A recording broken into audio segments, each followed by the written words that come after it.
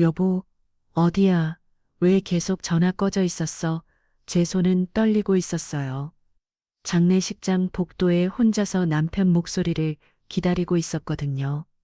내가 엄마 돌아가셨다고 1시간 전에 전화했었잖아. 목이 메웠어요. 장례식장에 언제 와? 그런데 전화 너머로 들려온 건 여보 정말 미안해. 비행기 아니라서 꺼져 있었어. 비행기 심장이 콩가 떨어졌어요. 설마, 설마 하는 마음에 물어봤죠. 갑자기 무슨 비행기야? 사실 일주일 동안 부모님이랑 형제들이랑 같이 제주도에서 놀려고 왔어. 그 순간 세상이 조용해졌어요. 엄마가 돌아가신 날 남편과 시대 가족들은 여행을 가고 있었던 거예요. 비행기다면 1시간 거리잖아. 바로 와줄 수 있지. 나 혼자는 정말 감당이 안 돼. 목소리가 떨렸어요. 제발 제발 와달라고 예언했어요. 그런데 여보 친엄마 장례식도 아니고 계모 장례식인데 중요하지 않잖아. 머리가 하얘졌어요. 계모 장례식이라고? 제게는 세상에서 가장 소중한 엄마였는데 피줄이 아니라서 중요하지 않다고. 그리고 제주도 여행 가려고 호텔이며 뷔페며 관광지마다 예약해뒀는데 수수료가 거의 절반이야. 이게 지금 할 말이야? 라는 생각이 머릿속을 맴돌았어요. 여행 취소하는 건 정말 아닌 것 같아. 우리 엄마가 부른다. 이따 전화할게. 또 전화는 무정하게 끊어졌어요. 그 순간 장례식장이 너무 조용했어요. 제 숨소리만 들렸거든요. 수수료가 아까워서 계모니까 중요하지 않아서 그래서 못 온다는 거였어요. 저는 그날 밤 홀로 빈소를 지켰어요. 조문객들께 인사하고 음식 챙기고 엄마 곁에서 밤새 울었어요. 남편도 시대 식구도 아무도 없이 가리죠. 장례식이 끝났을 때 저는 우리 집으로 돌아가지 않았어요. 엄마가 남겨주신 300억짜리 건물로 갔거든요. 택시 안에서 핸드폰을 바라보며 생각했어요. 내가 엄마 앞에서 이렇게 무너지고 있을 때 당신들은 제주도 바다에서 웃고 있었겠지. 눈물이 뜨거웠어요. 하지만 이번엔 다른 종류의 눈물이었어요. 이제 가만두지 않을 거야. 이야기 시작하기 전 무료 버튼인 구독과 따봉 버튼 부탁드립니다. 혹시 이야기 어디에서 듣고 계신가요? 지역 이름이나 장소를 댓글에 남겨주시면 감사한 마음으로 반갑게 인사드리겠습니다. 오늘의 사연 시작합니다. 오늘부터 모든 게 달라질 거였어요. 택시 안에서 저는 생각에 잠겼어요. 사실 저에게는 남에게 잘 털어놓지 않는 가족 이야기가 있어요. 제게는 2명의 엄마가 있거든요.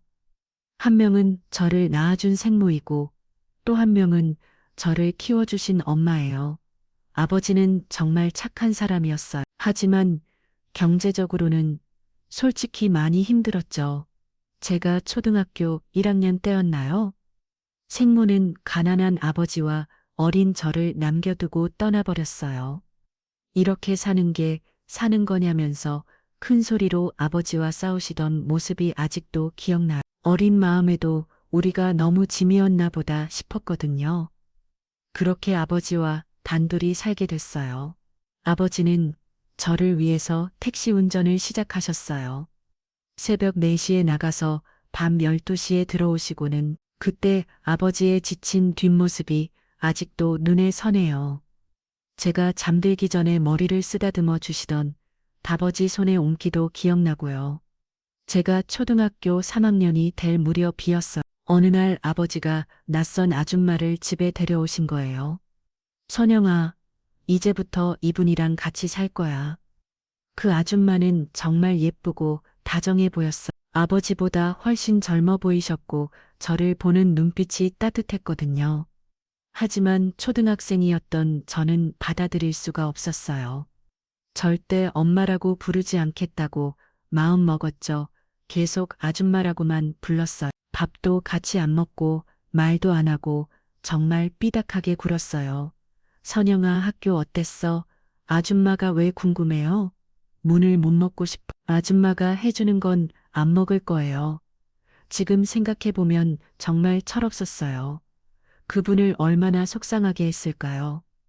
하지만 그때의 저는 무서웠어요. 낳아준 엄마도 나를 버리고 갔는데 피줄도 아닌 이 사람도 언젠가는 떠날 거야. 라는 생각뿐이었거든요. 어린아이가 자신을 지키려는 방어막 같은 거였을 거예요. 상처받기 전에 먼저 벽을 쌓는 거죠. 그런데 그런 저에게도 그 아줌마는 변함없이 다정했어요. 매일 아침 도시락을 싸주시고 학교에서 돌아오면 간식을 준비해 두시고 제가 아무리 차갑게 굴어도 포기하지 않으셨어요. 그런데 그 일이 일어났어요. 제가 학교 끝나고 집에 가는 길에 동네 슈퍼에 들렸거든요. 과자 하나를 집어들고 돈을 내렸는데 슈퍼 아저씨가 갑자기 제 팔을 붙잡는 거예요. 야, 너 돈 안 내고 가려고 했지? 아니에요. 돈 내려고 했는데요. 동전을 꽉 쥐고 있었는데도 말이에요. 거짓말하지 마. 내가 다 봤어. 슈퍼 안에 있던 다른 손님들이 하나 둘 쳐다보기 시작했어요. 얼굴이 빨갛게 달아올랐죠. 초등학생한테 이런 말을 하다니 정말 억울했어요. 부모도 제대로 없는 아이라서 도둑질 하는 거지. 에이, 불쌍하긴. 그 말이 가슴에 꽂혔어요. 눈물이 핑 돌았는데 그때였어요. 아저씨, 지금 뭐라고 하신 거예요? 뒤에서 날카로운 목소리가 들렸어요. 돌아보니 그 아줌마가 서 계셨어요. 평소와는 완전히 다른 표정이었죠. 얼굴이 굳어 있고 눈빛이 차가웠어요.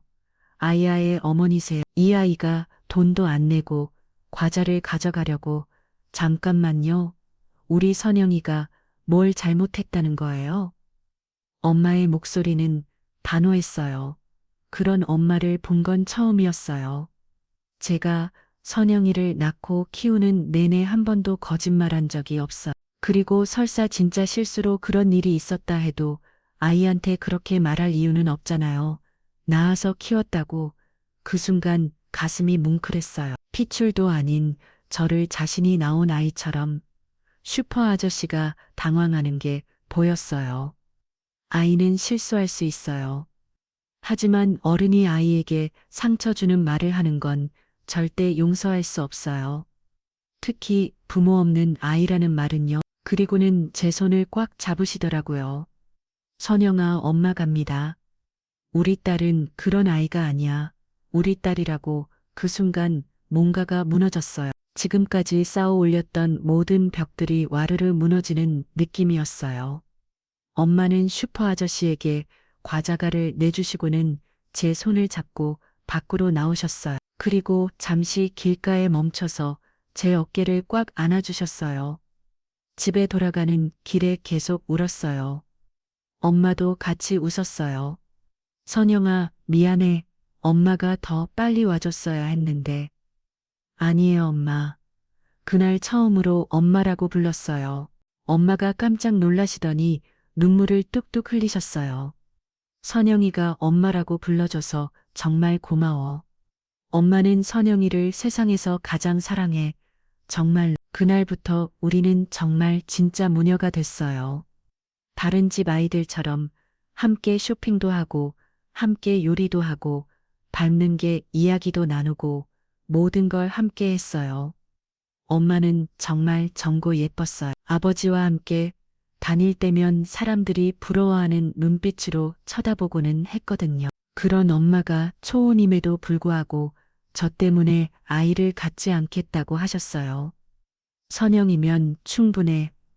엄마한테는 선영이가 전부야. 그렇게 5년을 정말 천국 같은 날들을 보냈어요. 아버지도 안정적으로 택시 일을 하시고 엄마는 집에서 저를 돌봐주시고 정말 평범하지만 행복한 과정이었어요. 하지만 너무 행복했던 걸까요? 질투하는 누군가가 우리에게 시련을 준 걸까요? 제가 고등학교에 들어갈 무렵부터 서서히 균열이 생기기 시작했어요. 아버지는 여전히 성실하게 택시 일을 하셨어요. 새벽부터 밤 늦게까지 정말 열심히 일하셨죠. 하지만 아이의 매푸가 터지면서 승객들이 줄어들기 시작했어요. 택시를 잡는 사람들도 적어지고 기다리는 시간만 길어졌죠. 그런 시간들이 문제였어요. 동료 기사분들과 시간을 때우다 보니 자연스럽게 화투를 치게 됐나 봐요. 처음엔 정말 심심풀이였어요. 1,000원, 2,000원 하는 작은 돈으로 시작했는데 언제부턴가 그 금액이 커지기 시작했어요. 10,000원, 20,000원. 그러다가 10만 원, 100만 원. 아버지가 조금씩 달라지기 시작했어요. 집에 늦게 들어오시고 엄마와 자주 다투시고 그러다가 급기야 동료분들한테 돈을 빌리기 시작하셨어요. 여보, 이번만이야. 정말 이번만 빌려줘. 당신 이러면 안 돼요. 선영이도 있는데 선영이 때문에 이러는 거야. 조금만 따면 선영이 대학까지 보낼 수 있어. 하지만 돈을 따는 날보다 있는 날이 더 많았어요. 급기야 사채까지 손을 대기 시작하셨어요. 엄마와 아버지의 싸움이 점점 심해졌어요. 밤마다 큰 소리가 났고 저는 방에서 입을 뒤집었고 떨고 있어야 했어요. 당신 정신 차려요. 이러다가 집까지 날릴 거예요. 당신이 뭘 알아? 정자, 내가 얼마나 열심히 사는데 열심히 산다고 도박하는 거예요. 선영이가 뭘 잘못했다고 이런 꼴을 봐야 해요. 어느 날 밤이었어요. 평소보다 더 큰 소리가 났어요. 그리고 쿵하는 소리와 함께 엄마의 비명이 들렸어요. 급하게 거실로 나가보니 엄마가 바닥에 넘어져 계셨어요.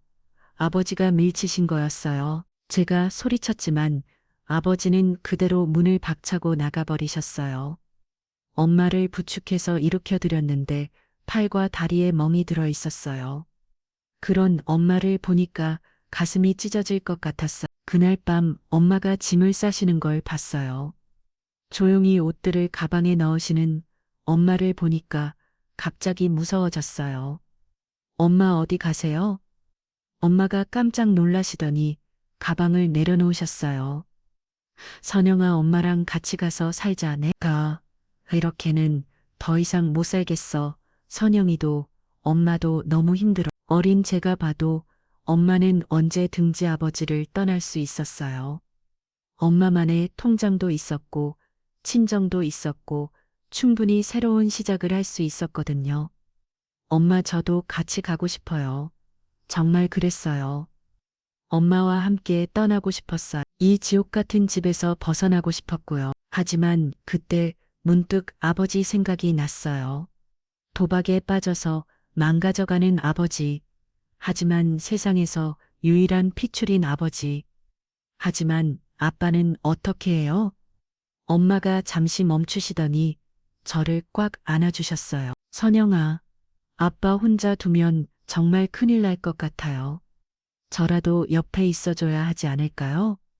아버지는 이미 도박에 완전히 빠져 있었어요. 며칠씩 집에 안 들어오시고 들어오시면 돈 달라고 하시고 정말 망가져가고 계셨거든요. 그래도 저에게는 세상에 하나뿐인 아빠였어요. 비록 엄마와 함께 떠나고 싶었지만 그런 아버지를 혼자 두고 갈 수는 없었어요. 엄마는 새로운 인생을 사세요. 저는 여기 남아서 아빠를 돌볼게요. 엄마가 눈물을 흘리시며 저를 꽉 안아주셨어요. 선영이가 이렇게 착한 아이로 자라줘서 엄마는 정말 자랑스러워. 하지만 미안해. 엄마는 더 이상 견딜 수가 없어. 괜찮아요. 엄마, 저도 이해해요. 그날 밤 엄마는 정말 떠나셨어요. 현관문이 닫히는 소리를 듣고 저는 엄마 방으로 달려갔어요. 엄마 옷장을 열어보니 몇 벌의 엄마 남아 있었어요. 그 옷들을 끌어안고 밤새 울었어요. 그때부터 저는 평생 엄마를 그리워하며 살았어요. 하지만 연락할 용기는 없었어요. 엄마의 새로운 인생에 제가 걸림돌이 될까 봐서요. 그래서 엄마가 그리울 때마다 남아있던 엄마 옷을 끌어안고 잠들고 났어요. 제게는 진짜 엄마가 한 분뿐이었어요. 바로 그 두 번째 엄마, 저를 무조건 믿어주시고 사랑해주셨던 분이. 그날 이후 엄마 소식은 들을 수 없었어요. 아버지는 엄마가 떠나신 후 더욱 심하게 망가지셨어요. 도박, 피기 눈덩이처럼 불어났고 저는 학교를 다니면서 아르바이트로 생활비를 벌어야 했어. 제가 20살 되던 해 대학교 입학식 전날 아버지가 돌아가셨어요. 도박 빚에 시달리시다가 심장마비로 그날부터 저는 정말 고아가 됐어요. 결혼해서 남편과 시댁이라는 새로운 가족이 생겼지만 늘 따라다니는 외로움이 있었어요. 진짜 가족이 그리웠거든요. 그렇게 몇십 년이 지났고 바로 그 두 번째 엄마의 장례식이었어요. 엄마는 평생 혼자 사셨다고 들었어요. 아마도 아버지에게 받은 상처 때문에 재혼을 하지 않으셨을 거예요. 그 긴 세월을 혼자 얼마나 외로우셨을까요? 따르릉 따르릉 그 소리에 다시 현실로 돌아왔죠. 남편에게서 전화가 왔어요. 하지만 받고 싶지 않았어요. 저는 택시에서 내려서 지금 엄마가 살던 강남의 고급 빌라에 와 있거든요. 이곳은 정말 대단한 곳이에요. 유명 연예인들이나 대기업 회장님들이 사는 곳이라고 하더라고. 외부인은 철저히 통제해서 함부로 들어올 수도 없고요. 거실에 앉아 있는데 정말 럭셔리해요. 이탈리아산 가죽 소파는 앉는 순간 몸이 푹 빠질 정도로 부드럽고 거대한 크리스털이 샹들리에가 은은한 빛을 내부고 있어요. 바닥에 깔린 대리석은 거울처럼 반짝이고 벽에 걸린 그림들도 어디서 본 듯한 유명한 작품들 같아요. 이런 곳에서 엄마가 혼자 사셨다니 정말 믿어지지 않았어요. 따르릉 따르릉 또 울려요. 정말 끈질기네요. 아마 제주도에서 돌아와서 집에 갔는데 제가 없으니까 당황하고 있을 거예요. 결국 전화를 받았어요. 여보, 나 지금 서울에 도착했는데 장례식장으로 가면 돼. 서울에 도착했다고요. 지금 장례식은 벌써 끝났어요. 뭐 벌써 언제 끝났는데 정말 놀라는 목소리였어요. 본인이 언제 떠났는지도 기억 못하나 봐요. 며칠 전에요. 당신이 제주도에서 놀고 있을 때 말이에요. 목소리가 차갑게 나왔어요. 의도한 건 아니었는데 자연스럽게 그렇게 됐어요. 네. 여보, 그게 아니라 내가 정말 바빠기도 했고 갑자기 여행 취소하기도 어렵고 또 변명이에요. 지금까지 계속 그랬듯이요. 이제 됐어요. 뭐가 됐다는 거야? 우리 사이요. 이제 끝이에요. 남편이 잠시 당황하는 것 같았어요. 평소 같으면 제가 절대 이런 말을 하지 않거든요. 여보, 너 지금 화가 나서 그러는 거지? 집에서 보자. 우리 집에 있어? 여전히 제가 단순히 삐져 있다고 생각하는 것 같아요. 아니, 그리고 앞으로도 그 집에 돌아갈 생각 없어요. 뭔 소리야? 어디 있는데? 너 설마 친구 집에 있는 거야? 당신이 알 필요 없어요. 야, 박선영, 너 지금 뭐 하는 거야? 장난해? 남편의 목소리가 높아졌어요. 평소처럼 제가 고개 숙이고 들어올 거라고 생각했나 봐요. 장난이 아니에요. 정말 끝이에요. 그리고 전화를 끊어버렸어요. 핸드폰을 소파에 던져놓고 큰 창문 밖 풍경을 바라봤어요. 야경이 반짝이고 있었어요. 수많은 불빛들이 마치 별처럼 빛나고 있었죠. 이렇게 아름다운 곳에서 엄마가 혼자 사셨구나. 그런 생각을 하니까 가슴이 아팠어요. 문득 3개월 전 일이 떠올랐어요. 최근에 남편에게도 이야기하지 못한 비밀이 하나 있었거든요. 3개월 전에 병원에서 연락이 왔던 일 말이에요. 그날도 평범한 화요일이었어요. 시장에서 장을 보고 집에 돌아와서 저녁 준비를 하고 있었는데 낯선 번호로 전화가 왔어요.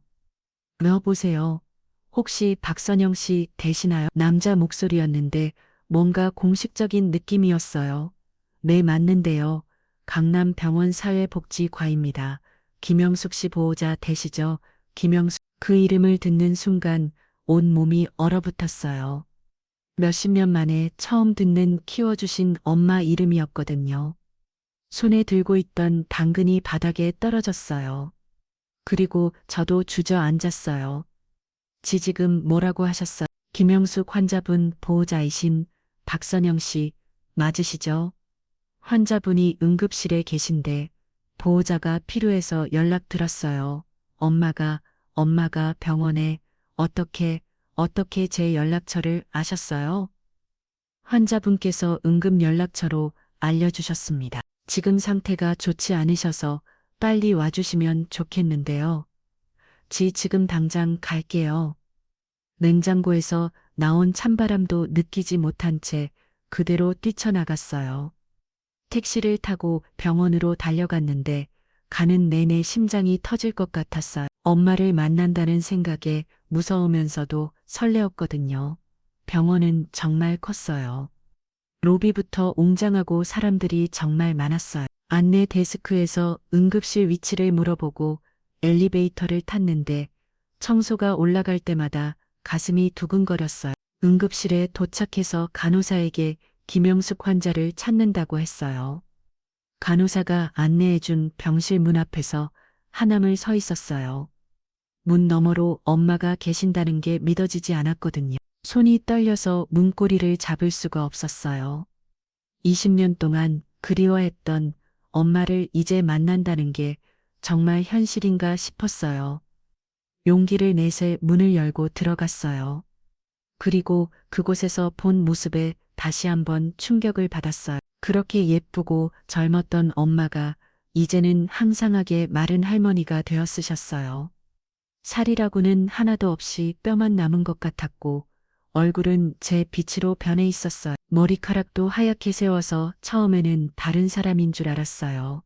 하지만 그 눈빛만은 여전했어요. 저를 바라보는 그 따뜻한 눈빛은 옛날 그대로였어요. 엄마도 저를 보고 깜짝 놀라셨어요. 눈이 동그래지시더니 입술이 떨리기 시작했어요. 선영이, 우리 선영이 맞지? 엄마 서로 한참을 바라보다가 누가 먼저 할 것도 없이 껴안고 울었어요. 엄마, 선영아. 우리 선영이 정말 많이 컸구나. 얼마나 울었는지 모르겠어요. 그동안 참았던 눈물이 모두 쏟아져 나오는 것 같았어요. 엄마 품은 여전히 따뜻했어요. 예전보다 훨씬 마르고 작아지셨지만 그 온기만은 그대로였어요. 엄마 이렇게 아프면서 왜 연락 안 했어요? 왜 혼자 이렇게 힘들어 하셨어요? 아픈 엄마가 너한테 어떻게 짐이 돼? 선영이는 누구보다 행복해야 해. 내 딸이니까. 엄마는 여전히 저를 걱정하고 계셨어요. 자신은 이렇게 아픈데도 말이에요. 엄마가 짐이 아니에요. 엄마는 제게 세상에서 가장 소중한 사람이에요. 왜 이제서야 연락하셨어요? 선영아, 엄마가 정말 보고 싶었어. 하루도 너를 잊은 적이 없었어. 하지만 연락할 용기가 없었어. 왜요? 너한테 상처만 줬잖아. 떠나면서 얼마나 힘들게 했는데 다시 나타나서 또 아프게 하고 싶지 않았어. 엄마가 눈물을 흘리시는 걸 보니까 가슴이 찢어질 것 같았어요. 그날부터 엄마의 이야기를 들었어요. 정말 힘든 세월을 보내셨더라고요. 엄마는 아버지와 헤어진 후 평생 혼자 사셨다고 했어요. 아버지와의 결혼 실패로 너무 큰 상처를 받으셨나 봐요. 다시는 결혼하지 않겠다고 마음 먹으셨다고 하더라고요. 한 번 실패하고 나니까 무서웠어. 또 누군가를 믿고 의지했다가 배신당할까봐 더 충격적인 건 친정에서도 외면받으셨다는 거였어요. 이혼한 딸은 우리 집 딸이 아니라고 하시더라. 다시는 집에 오지 말라고 가문에 먹칠했다고. 그렇게 정말 혼자가 되신 거예요. 의지할 곳 하나 없이 말이에요. 생계를 위해서 정말 안 해본 일이 없으셨다고 해. 식당에서 설거지부터 시작해서 구두 닦기, 청소부 빌딩, 관리, 야간 경비. 손에 구두살이 박이 도록 이력대요. 그때는 정말 힘들었어. 하루하루가 지옥 같았지. 하지만 선영이 생각하면 견딜 수 있었어. 엄마. 선영이가 잘 살고 있을까? 밥은 잘 먹고 있을까? 아프지는 않을까? 그런 생각을 하면서 하루하루를 버텼어. 그러다가 조금씩 돈을 모아서 부동산 투자를 시작하셨다고 해요. 작은 원룸부터 시작해서 점점 큰 건물들로. 엄마가 정말 대단한 분이셨어요. 처음에는 1,000만 원으로 시작했어. 작은 원룸 하나를 사서 월세를 받기 시작했지. 그 돈으로 또 다른 집을 사고 조금씩 조금씩 늘려갔어. 정말 대단다요, 엄마. 운이 좋았나 봐. 투자한 건물들 값이 계속 올라서 그렇게 악착까지 살다 보니까 이렇게 큰 재산이 생겼어. 1년 전부터 몸이 아프기 시작하면서 모든 걸 정리하기 시작하셨다고 해요. 강남의 고급 빌라 한 채와 300억짜리 빌딩 한 채, 모든 걸 제게 남겨주시려고 벌써 변호사를 통해 처리해 두셨다고 하더라고요. 선영아, 엄마가 너한테 해준 게 없어서 미안해. 제대로 된 엄마 노릇도 못했는데 이것밖에 남겨줄 수 없어서 엄마 그런 말씀 마세요. 엄마가 저한테 사랑을 주신 것만으로도 충분해요. 그게 제게는 세상 그 무엇보다 소중한 거예요. 우리 선영이는 정말 착해. 이렇게 좋은 딸을 둬서 엄마가 행복해. 그 후 3개월 동안 저는 매일 병원으로 출퇴근했어요. 남편에게는 아픈 친구를 돌봐준다고 거짓말하고요. 돌길까봐 조마조마했지만 다행히 남편은 별로 관심 없어 하더라고요. 20년 같은 3개월이었어요. 중명 같은 3개월이었어요. 잃어버렸던 세월을 보상받는 느낌이었거든요. 엄마와 함께 밥도 먹고 옛날 이야기도 하고 때로는 함께 울기도 하고 엄마는 저에게 계속 미안해 하셨어요. 선영아, 엄마가 너를 두고 떠나서 얼마나 힘들었을까. 정말 미안해. 그때 함께 데려갔어야 했는데. 엄마, 저는 괜찮았어요. 엄마가 행복하면 그것만으로도 충분했어요. 우리 선영이는 정말 착해. 엄마가 이 세상에서 가장 자랑스러워하는 딸이야. 엄마는 제 결혼 이야기도 많이 물어보셨어요. 하지만 시댁께서 받는 스트레스나 남편의 무관심 같은 건 절대 말하지 않았어요. 엄마가 걱정하실까 봐서요. 선영이 남편분이 잘해줘. 네, 엄마. 정말 잘해줘요. 시어머니는 어떠시고 좋으세요? 저를 딸처럼 생각해주세요. 모두 거짓말이었지만 엄마를 안심시켜드리고 싶었어요. 엄마가 편안히 떠나실 수 있도록 엄마의 상태는 점점 악화됐어요. 마지막 주에는 거의 말씀도 못하시고 제 손만 꽉 잡고 계셨어요. 선영아, 사랑해. 정말 사랑해. 그것이 엄마의 마지막 말씀이었어요. 엄마가 돌아가시던 날, 저는 정말 혼자였어요. 장례식장에서 모든 걸 혼자 처리해야 했죠. 조문객도 거의 없었고, 엄마를 아는 사람도 별로 없었어요. 그래서 슬픔을 혼자 감당할 수 없어서 남편과 시댁에 전화했던 거예요. 제발 와달라고. 혼자서는 감당할 수 없다고 예원했는데, 그들은 제주도 여행이 더 중요했던 거예요. 창밖을 바라보며 다짐했어요. 이제 시댁에서 당하고만 사는 박선영은 죽었어요. 엄마가 물려주신 이 재산으로 새로운 인생을 시작할 거예요. 자신의 존엄을 지킬 줄 아는 사람으로 변할 거예요. 당신들 내가 어떻게 처분할지 결정할 때까지 기다리세요. 주먹을 꽉 쥐었어요. 내가 받은 상처를 똑같이 되갚아 줄 테니까 이제 모든 게 달라질 거예요. 오늘부터 저는 완전히 다른 사람이 될 거거든요. 빌라 안을 천천히 둘러보기 시작했어요. 거실 한쪽 벽면에는 액자들이 가지런히 걸려 있었어요. 엄마의 사진들이었죠. 젊었을 때 엄마 모습이 담긴 사진을 보니까 가슴이 뭉클했어요. 정말 예쁘셨어요. 하얀 원피스를 입고 한개 웃고 계시는 모습. 아마 저랑 함께 살 때 찍으신 사진 같았어요. 손으로 액자를 만져보니 차가운 유리 표면이 느껴졌어요. 그 안에 엄마는 여전히 따뜻하게 웃고 계시는데 말해요. 그 옆에는 엄마가 혼자 계실 때 찍으신 사진들도 있었어요. 시간이 흐르면서 점점 나이 드신 모습들. 20년의 세월이 고스란히 담겨 있었죠. 하지만 어떤 사진에서는 엄마는 씩씩해 보셨어요. 혼자서도 당당하게 사실력을 노력하신 흔적들이 보였어요. 가장 최근 사진인 것 같은 액자를 집어들었어요. 많이 마르시긴 했지만 여전히 우아한 모습이셨어요. 엄마 이렇게 좋은 곳에서 혼자 사시면서 얼마나 외로우셨을까 그런 생각을 하고 있는데 또 전화가 울렸어요. 급작스러운 벨소리에 깜짝 놀라서 액자를 놓칠 뻔했어요. 화면을 보니 남편이었어요. 방금 전에 결혼 생활은 끝났다고 분명히 말했는데 아직도 이해를 못한 건가요? 전화를 받았어요. 여보, 나 지금 집에 왔는데 어디 마트 나갔어? 목소리가 태연해요. 마치 아무 일도 없었다는 듯이 말이에요. 방금 전통화를 잊어버린 것처럼요. 마트, 응. 냉장고에 반찬도 없고 집안이 좀 어수선하네. 빨리 들어와서 저녁 준비해줘. 오늘 부모님이랑 형이랑 제주도에서 놀다 와서 피곤해 정말 어이가 없었어요. 지금 이 상황에서 저녁 준비를 하라고요.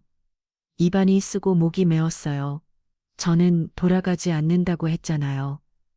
야, 또 그런 소리 하네. 빨리 들어. 남편은 이걸 단순한 부부싸움으로만 여기고 있었어요. 제가 평소처럼 삐져서 나간 거라고 생각하는 거죠. 정말 돌아가지 않을 거예요.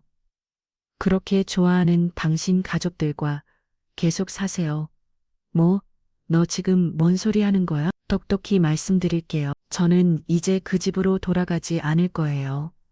당신과도 더 이상 부부로 살지 않을 거고요. 남편의 목소리가 갑자기 높아졌어요. 전화기 너머로도 그 날카로운 음성이 귀를 찌르는 것 같았어요. 야, 박선영, 너 정신 나갔어. 천의 고아와 결혼해줬으면 고맙다고 남편을 떠받들 거 살아야지. 당장 집에 안 와? 고아라고요? 날 떠받들 거 살아야 한다고요? 그 말을 듣는 순간 손끝이 차갑게 씻었어요. 지금까지 쌓여왔던 모든 분노가 터져나왔어요. 맞아요. 그랬죠. 당신들은 처음부터 그랬죠.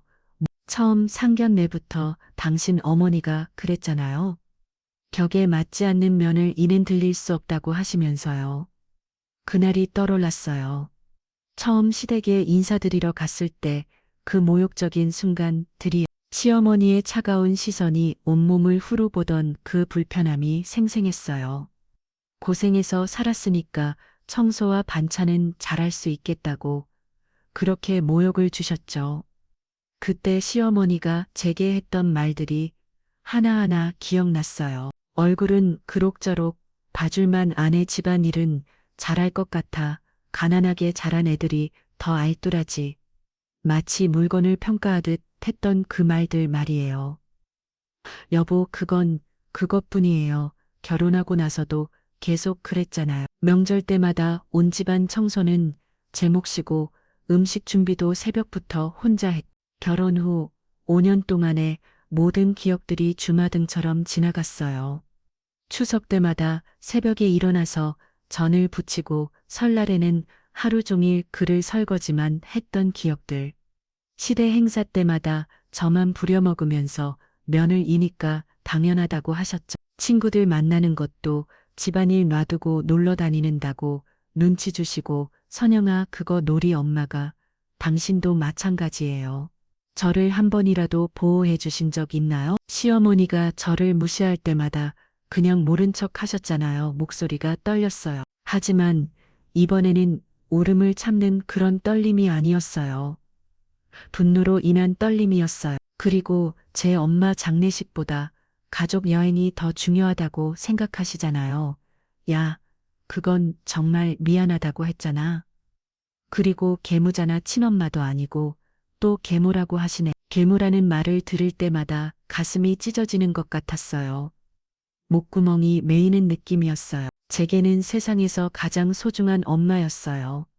친엄마보다 더 사랑해주신 분이었다고요. 알았어, 알았다고. 그러니까 빨리 들어와서 밥이나 해줘. 나 배고프다. 결국 밥 이야기로 돌아가는군요. 끝까지 제 마음은 이해하려고 하지 않으시네요. 혀끝이 씁쓸했어요. 이제는 그렇게 안 살 거예요. 당신들에게 똑같이 대가 봐주고 혼자 살 거예요. 더 이상 무시당하면서 살지 않을 거라고요. 너 정말 미쳤구고 어디 가서 혼자 살아. 돈도 없으면서 돈도 없다고요. 주변을 둘러봤어요. 이 고급스러운 빌라, 그리고 300억짜리 빌딩, 정말 웃기네요. 그건 당신이 걱정할 일이 아니에요. 뭔 소리야? 너한테 뭐가 있다고? 그건 당신이 알 필요 없는 일이에요. 야, 박선영 너 지금 당장 집에 와 소리를 지르네요. 전화기 스피커에서 나오는 고함 소리가 빌라 거실에 메아리 쳤어요. 평소 같으면 무서워서 고개 숙이고 들어갔을 텐데 이제는 다르게 느껴졌어요. 안녕히 계세요. 그리고 전화를 끊어버렸어요. 핸드폰을 소파에 던져놓았어요. 가죽 소파가 핸드폰의 무게를 부드럽게 받아냈어요. 심장이 빠르게 뛰고 있었어요. 그런데 이상했어요. 지금까지 이런 식으로 말한 적이 한 번도 없었는데 오늘은 자연스럽게 나오더라고요.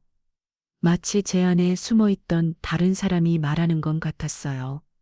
갑자기 가슴속에서 뜨거운 무언가가 올라오는 느낌이 들었어요. 마치 용암처럼 뜨겁고 강렬한 에너지였어요.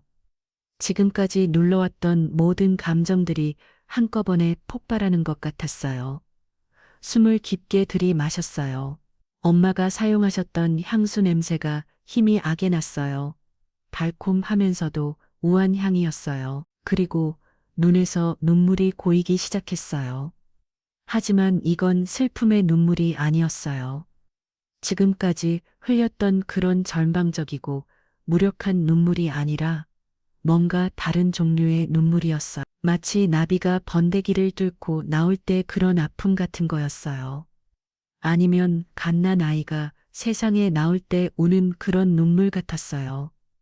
나도 오늘 다시 태어나는구나. 그런 생각이 들었어요.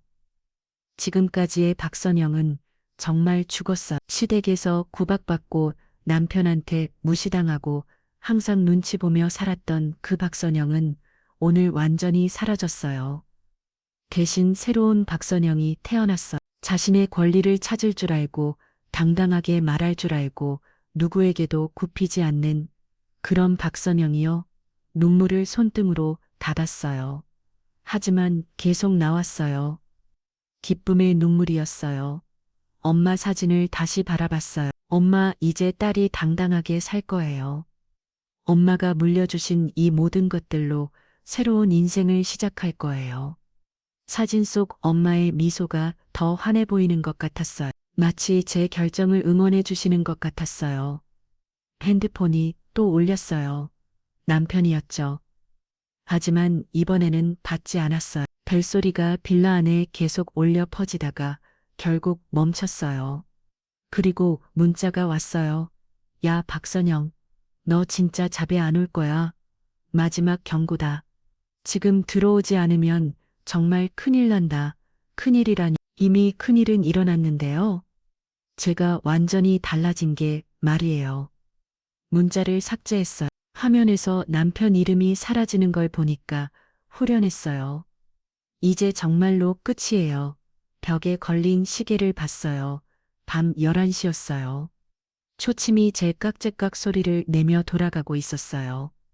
남편은 아마 집에서 저를 기다리고 있겠. 언제까지 기다릴지는 모르겠지만 저는 절대 돌아가지 않을 거예요. 엄마 방으로 들어갔어요. 침실도 거실 못지않게 고급스러웠어요. 옷장을 열어봤어요. 깔끔하게 정리된 옷들이 걸려 있었어요. 명품들이 대부분이었지만 화려하지는 않았어요. 엄마의 취향이 그대로 드러나는 단정하고 우아한 옷들이었어요. 내일부터는 정말 새로운 인생이야. 그런 다짐을 하면 엄마 침대에 누웠어요. 매트리스가 몸을 포근하게 감쌌었어요. 엄마의 체온이 아직 남아있는 것 같았어요. 베개에서 엄마 향기가 났어요. 20년 만에 엄마 품에 안긴 기분이었어요. 더 이상 혼자가 아니라는 생각이 들었어요. 엄마가 남겨주신 이 모든 것들이 저를 지켜줄 거라는 확신이 들었어요. 그리고 내일은 변호사 사무실에 가서 상속 절차를 마무리해야 했어요. 그러면 이 모든 것들이 정식으로 제 것이 되는 거죠. 300짜리 빌딩의 주인, 상상만 해도 믿어지지 않았어요. 하지만 더 중요한 건 이제 제가 누구에게도 무시당하지 않을 수 있다는 거예요. 경제적으로 독립할 수 있고 당당하게 살 수 있게 됐다는 거죠. 창밖으로 강남의 야경이 보였어요.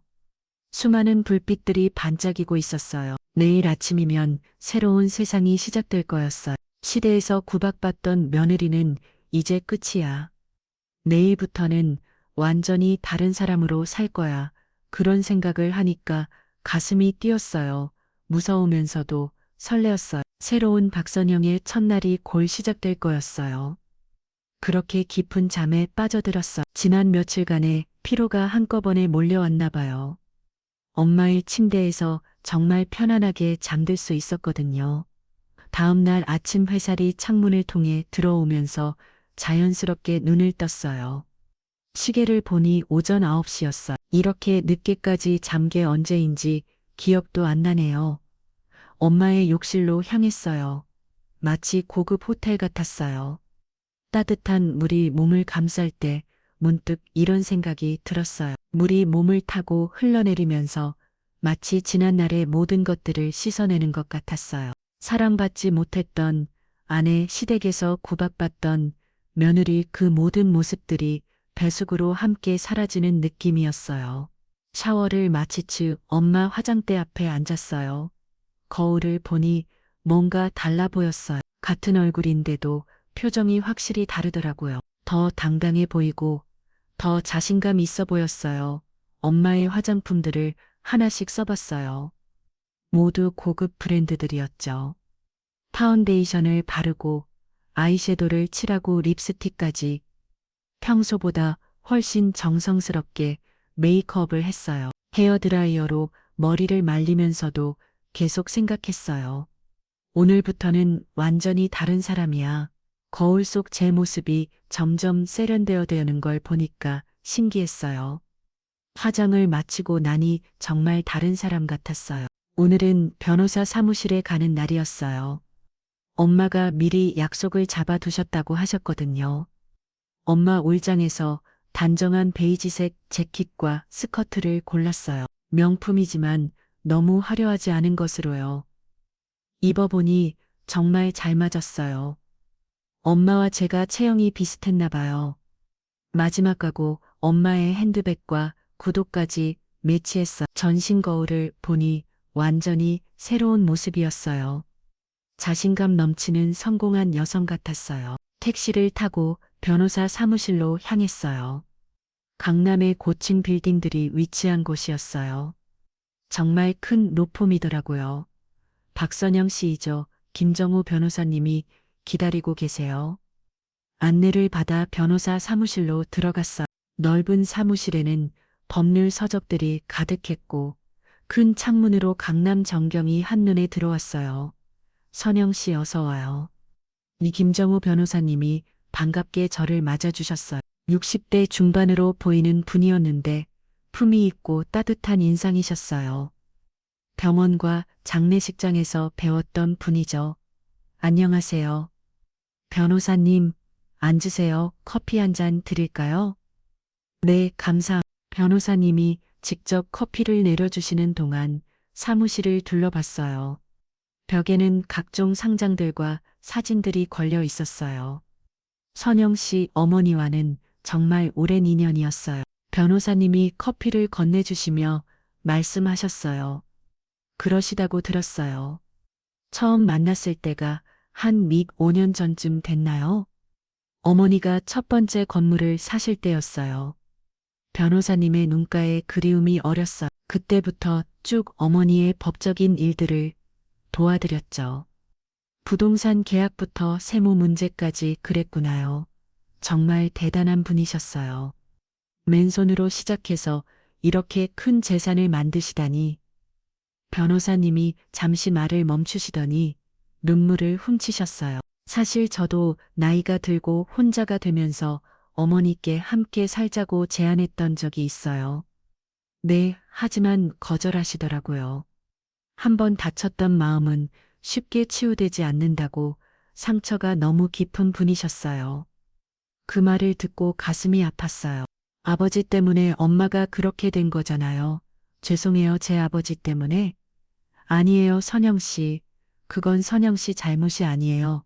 어머니도 그걸 아셨어요. 오히려 선영 씨 때문에 힘을 낼 수 있었다고 하시더라고요. 변호사님이 서류를 꺼내시면 말씀하셨어요. 자, 이제 상소 관련 이야기를 해볼까요? 네, 어머니가 남기신 재산은 크게 두 가지예요. 지금 머물고 계신 강남 빌라 한 채, 그리고 변호사님이 잠시 멈추시더니 미소를 지으셨어요. 논현동에 있는 상업용 빌딩 한 채입니다. 논현동이요? 논현동이라고 하니까 익숙했어요. 남편 회사가 있는 곳이라 몇 번 가본 적이 있었거든요. 네, 논현동 한복판에 있는 15층짜리 상업용 빌딩이에요. 현재 시세로는 약 300억 원 정도 됩니다. 300억, 정말 상상도 못할 금액이었어요.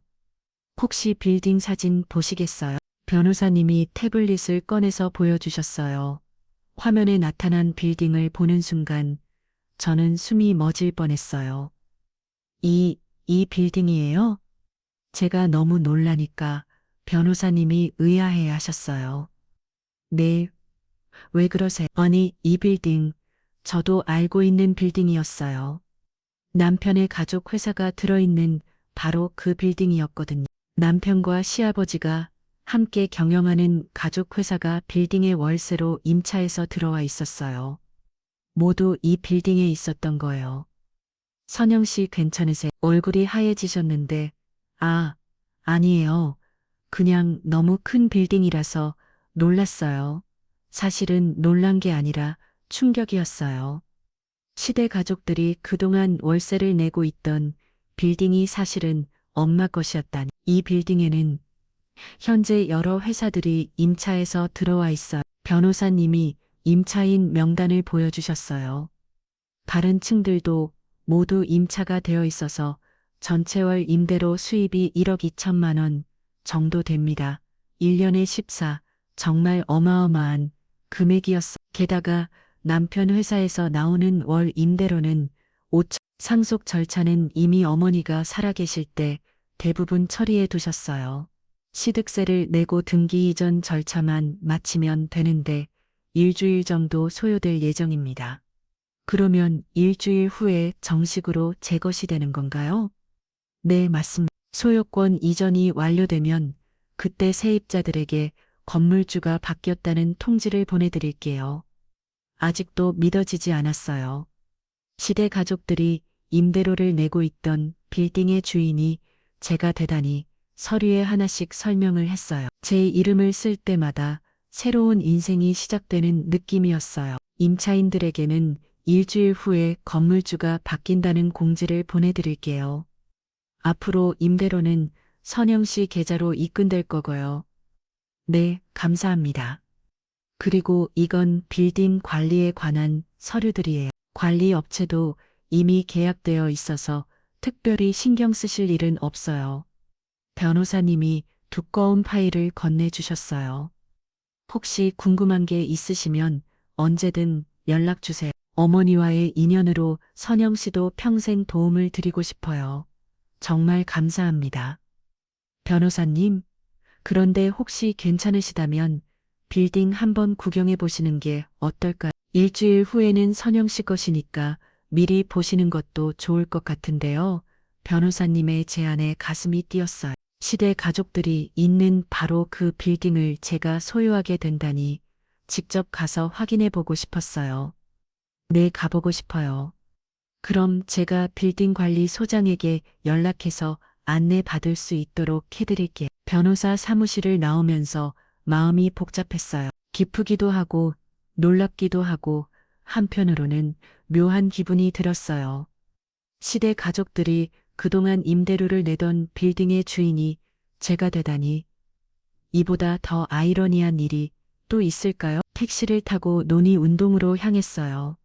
빌딩까지 가는 동안 계속 생각했어요. 시대 가족들이 이 사실을 알게 되면 어떤 반응을 볼까? 아마 믿지 못할 거예요. 그들이 그렇게 무시하고 깔봤던 저에게 이런 일이 일어났다는 걸 말이에요. 빌딩 앞에 도착했어요. 현대적인 건물이었어요. 로비층에는 유명한 카페와 레스토랑들이 들어와 있었고, 위층들은 모두 사무실이었어요. 제가 이 모든 것의 주인이 된다니 아직도 꿈 같았어요. 관리소장님이 1층 로비에서 저를 기다리고 계셨어요. 안녕하세요. 곧 새로운 건물주가 되실 박선영 님이시죠? 네, 안녕하세요. 축하드립니다. 전부터 어머님으로부터 이미 말씀드렸어요. 건물 구경시켜 드릴게요. 엘리베이터를 타고 올라가면서 설명을 들었어요. 1층부터 3층까지는 상업시설이고 4층부터 15층까지는 사무실이에요. 현재 공실은 하나도 없고 모두 임차되어 있어요. 8층에서 잠시 멈췄어요. 8층은 꽤 오래된 임차인이에요. 복도를 걸어가니 회사 간판이 보였어요. 시대계에서 운영하는 회사였어요. 유리문 너머로 사무실 안이 보였어요. 남편이 앉아있는 자리도 보이더라고. 지금 저를 무시하고 있는 바로 그 남편 말이에요. 곧 당신들 건물주가 저예요. 그런 생각을 하니까 묘한 기분이 들었어요. 꼭대 기증은 펜트하우스로 되어 있어요. 현재는 대기업 임원분이 개인 사무실로 쓰고 계세요. 고층에서 내려다본 강남 전경은 정말 장관이었어요. 제가 이 모든 것의 주인이 된다는 게 믿어지지 않았어요. 건물 관리는 어떻게 되나요? 저희 관리 업체에서 모든 걸 처리해 드려요. 임대료, 수군, 건물 관리, 임차인 관련 업무까지. 건물주님은 편안히 계시면 됩니다. 감사합니다. 건물 구경을 마치고 1층 로비로 내려왔어요. 로비에는 건물 안내도가 있었는데 거기에 각 층별 임차 업체들이 적혀 있었어요. 이제 이들의 임대료가 제 수입이 되는 거구나. 한 달에 1억 2천만 원. 지금까지 살면서 상상도 못했던 돈이었어요. 관리소장님과 인사를 나누고 빌딩을 나왔어. 어제까지만 해도 시대기에서 구박받던 면을 이었는데 일주일 후에는 300억짜리 빌딩의 주인이 될 거예요. 그리고 무엇보다 그 빌딩의 시대 가족들이 인밤으로 들어와 있다는 사실이 너무 아이러니했어요. 이제 정말로 모든 게 달라질 거예요. 더 이상 누구에게도 무시당하지 않을 거고 당당하게 살 수 있을 거예요. 새로운 인생이 정말로 시작된 거였어요. 일주일이 지났어요. 저는 엄마 빌라에서 조용히 지냈어요. 남편에게서 더 이상 연락은 오지 않았고 시댁에서도 아무 소식이 없었어요. 마치 제가 처음부터 없었던 사람처럼요. 그러던 어느 날 오후 변호사님께서 연락을 주셨어요. 선영 씨 축하드려요. 소유권 이전이 모두 완료됐습니다. 이제 정식으로 빌라와 빌딩의 선영 씨 소유가 됐어요. 전화를 받는 순간 가슴이 뛰었어요. 드디어 정말로 제 것이 됐다는 게 실감이 났어요. 정말요. 감사합니다, 변호사님. 축하할 겸 건물 앞에서 사진도 찍고 간단한 고사라도 지내시는 게 어떨까요? 고사는 괜찮아요. 변호사는 그럼 건물에 좋은 카페가 있다고 하던데 거기서 케이크라도 함께 하시죠. 제가 사겠습니다. 그렇게 하죠. 그리고 오늘 아침에 모든 임차인들에게 건물주가 바뀌었다는 공지를 보냈어요. 변경된 계좌번호도 함께 전달했고요. 변경된 계좌번호, 제 이름으로 된 계좌번호요. 남편과 시대 식구들이 그걸 보면 어떤 반응을 보일까요? 이번 달부터 바로 임대료가 선영 씨 계좌로 입금될 거예요. 첫 월세 받으시는 거네요. 네, 정말 감사합니다. 전화를 끊고 나서 속으로 생각했어요. 박선영이라는 이름의 계좌번호. 남편과 시대는 상상도 못할 거야. 설마 그게 날아오는 꿈에도 생각 못하겠지. 빌딩으로 향하는 길에 마음이 설렀어요. 정식으로 제 건물이 됐다니 아직도 믿기지 않았거든요. 빌딩 앞에 도착했어요. 제 건물, 이제 정말 제 것이에요. 로비를 지나가는데 문득 궁금해졌어. 남편과 마지막으로 통화한 지 일주일이 넘었는데 그 후로 아무 연락이 없는 게 이상했거든요. 평소 같으면 계속 전화하고 문자하면서 집에 오라고 했을 텐데 너무 조용했어요. 뭔가 이상한데 갑자기 남편과 시댁 식구들이 뭘 하고 있는지 궁금해졌어요. 8층에 있는 사무실에 올라가서 살짝 고고기로 마음 먹었어요. 엘리베이터를 타고 사무실로 올라갔어요. 복도를 조용히 걸어가니 남편에서 사무실이 보였어요. 유리문이 반쯤 열려 있었어요. 안에서 목소리가 들렸어요. 다들 사무실에 모여 있나 봐요. 살짝 몸을 숨기고 안을 들여다 봤어요. 남편 시어머니, 시어머니, 그리고 젊은 여자 직원 한 명이 사무실에 모여 앉아 있었어요. 이번에 빌딩 주인 바뀌었다고 연락 왔더라. 시어머니의 목소리였어요. 이번 달부터 계좌 번호가 변경된다고 하네. 그런데 참 웃긴 게 시어머니가 뭔가를 보면서 키득거렸어요. 건물주 이름이 박선영이래. 우리 며느리랑 똑같네. 뭐라고. 제 이름을 보고 그냥 웃고 있다고요. 하하, 정말 웃기네. 누구만 가난한 박선영이고 누구만 건물주 박선영이고 남편까지 웃으면서 말하더라고요. 동명인이 많긴 하지. 시어머니도 덧붙었어요. 설마 제가 건물주라고는 상상도 못하는 거예요. 단지 같은 이름이라고 웃고 있는 거였어요. 주먹을 꽉 쥐었어요. 손톱이 손바닥을 파고드는 게 느껴졌어요. 그런데 더 충격적인 말이 나왔어요.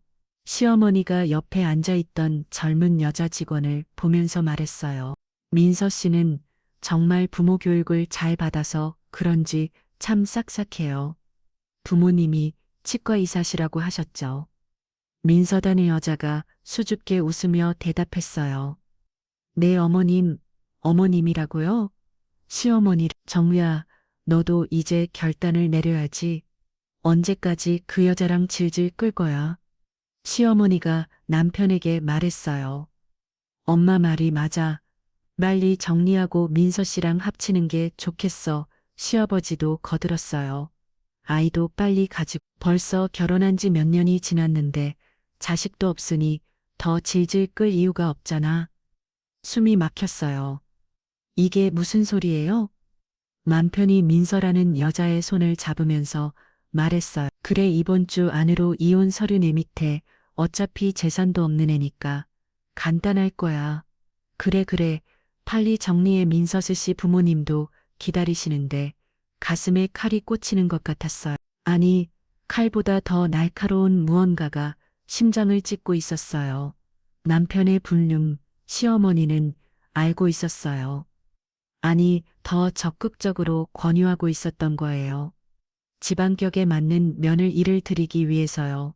온몸이 부들부들 떨렸어요. 지금까지 느껴본 적 없는 분노가 치솟아 올랐어요. 결혼 생활 내내 부모 없는 며느리라고 무시했던 것, 가난하다고 죄책감을 준 것, 명절 때마다 부려먹으면서도 고마워할 줄 모른다고 했던 것, 모든 게 이것 때문이었던 거예요. 처음부터 저를 사람으로 보지 않았던 거예요. 그저 잠깐 거쳐갈 격에 맞지 않는 여자로만 봤던 거죠. 이를 안 물었어요. 손톱이 손바닥을 파고고 피가 날 것 같았어요. 좋아, 정말 좋아. 지금까지는 단순히 복수하고 싶은 마음이었어요. 엄마 장례식에 안 온 것에 대한 안갚음 정도였죠. 하지만 이제는 달라요. 이건 제 존엄성의 문제예요. 제 인생의 분야예요. 끝까지 가보자. 끝까지. 더 이상 참을 수 없었어요. 지금 당장 안으로 뛰어들어가서 소리를 지르고 싶었어요. 하지만 참았어요. 지금은 아니에요. 천천히 뒤로 물러났어요. 엘리베이터를 타고 1층으로 내려왔어요. 카페에 들어간 이 변호사님이 이미 와 계셨어요. 선영 씨 축하합니다. 변호사님이 환하게 웃으며 케이크를 보여주셨어요. 하지만 저는 웃을 수가 없었어요. 무슨 일 있으세요? 안색이 안 좋은데. 아니에요. 괜찮아요. 거짓말이었어요.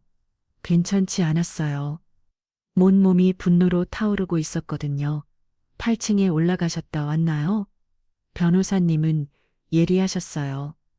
네, 잠깐 들렀다 왔어요. 혹시 변호사님이 뭔가 눈치채신 것 같았어요. 8층 임차인이 선영 씨 남편분 회사라는 거 알고 계세요? 네, 알아요.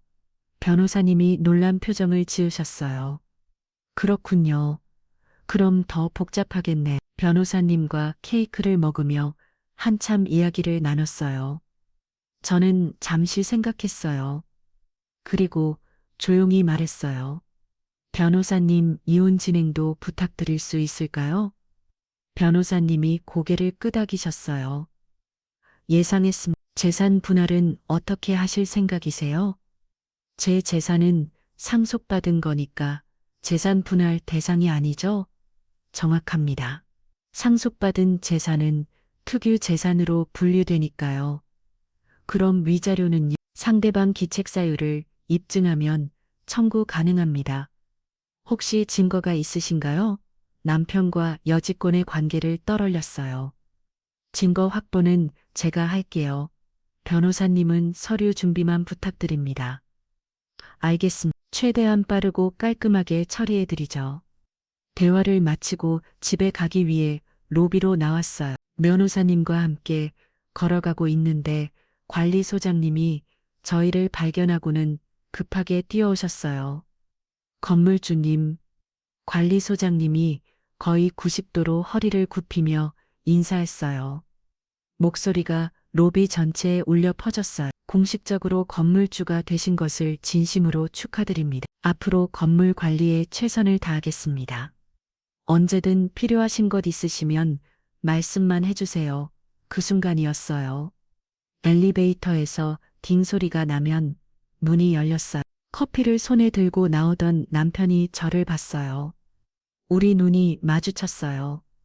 남편의 발걸음이 멈췄어요. 눈이 점점 커지더니 입이 벌어졌어요. 선영아, 관리소장님이 남편을 보더니 더 큰 목소리로 말했어요. 아, 8층 이정호 대표님이시죠? 새로운 건물주님이십니다. 인사드리세요. 그 말을 듣는 순간 남편 손에서 커피가 떨어졌어요. 굿, 종이컵이 바닥에 떨어지며 커피가 사방으로 튀었어요. 하지만 남편은 그것조차 의식하지 못하는 것 같았어요. 뭐라고요? 남편의 목소리가 떨렸어요. 새로운 건물주다니깐요. 오늘부터 우리 빌딩의 주인이십니다. 관리소장님은 전혀 눈치채지 못한 채 계속 말했어요. 참 대표님, 임대료 계좌번호 변경 공지 받으셨죠? 이번 달부터는 새 계좌로 입금하셔야 합니다. 남편이 저를 보며 입을 떼려고 했지만 말이 나오지 않았어요. 마치 목이 막힌 것처럼요. 선영아, 이게 무슨... 저는 아무 말도 하지 않았어요. 그저 차갑게 남편을 바라봤을 뿐이에요. 마치 처음 보는 사람을 보듯이요. 너가 건물주라고. 남편의 얼굴이 새하얗게 변했어요. 이마에 식은 땀이 맺히는 게 보였어요. 이게 무슨 소리야? 남편이 소리를 질렀어요. 로비에 있던 사람들이 일제히 이쪽을 쳐다봤어요. 대표님 왜 그러십니까? 관리소장님이 당황했어요. 이 여자가 건물주라고? 이 여자, 남편이 저를 가리키며 히스테리를 부렸어요. 네, 그렇습니다. 박선영 건물주님이십니다. 남편이 제 팔을 잡으려고 다가왔어요. 변호사님이 재빨리 저와 남편 사이에 섰어요. 남편은 완전히 패닉 상태였어요. 저는 여전히 침묵했어요. 그저 차갑게 남편을 응시했을 뿐이에요. 야, 대답해. 이게 무슨 상황이야? 엘리베이터에서 또 사람들이 내렸어요. 시아버지와 시어머니, 그리고 민서였어요.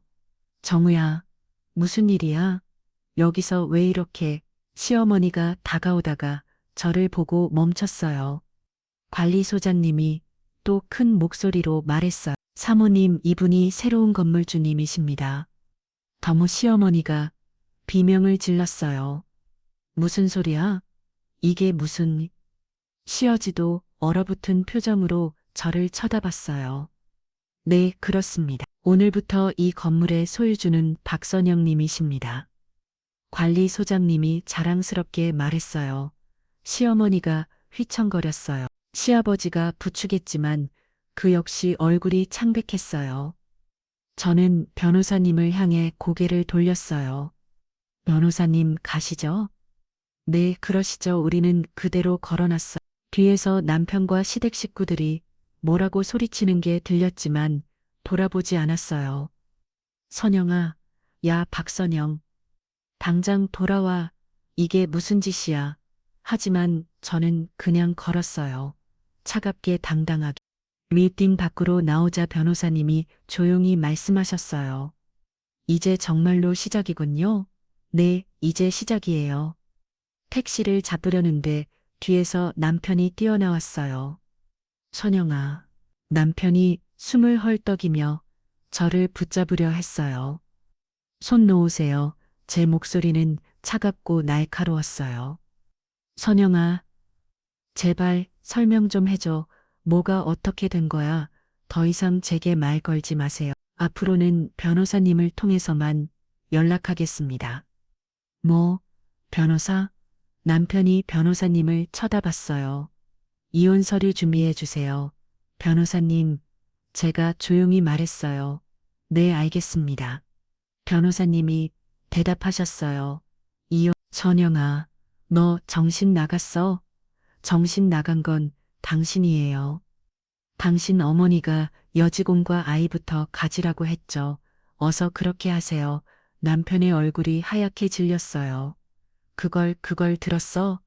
다 들었어요. 격에 맞지 않는 며느리를 버리고 치고 아이사 딸이랑 재혼하세요.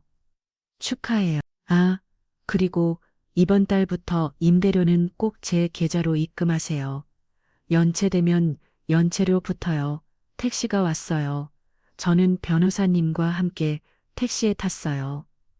남편은 그 자리에 멍하니 서 있었어요. 택시가 출발하자 핸드폰이 울리기 시작했어요. 남편이었죠. 받지 않았어요. 문자가 계속 왔어요. 선영아, 제발 전화 받아. 우리 얘기 좀 하자. 이건 오해야 제발. 모두 무시했어요. 변호사님이 조용히 말씀하셨어요. 이제 정말 끝까지 가시는 거군요. 네, 끝까지 갈 거예요. 창밖을 바라보며 다짐했어요. 이제 시작이에요. 진짜 복수는 지금부터예요. 다음 날 아침 빌라에서 커피를 마시고 있는데 변호사님께서 전화를 주셨어요. 선영 씨 좀 이상한 연락을 받았습니다. 무슨 연락이요? 남편분 회사 쪽에서 연락이 왔는데요.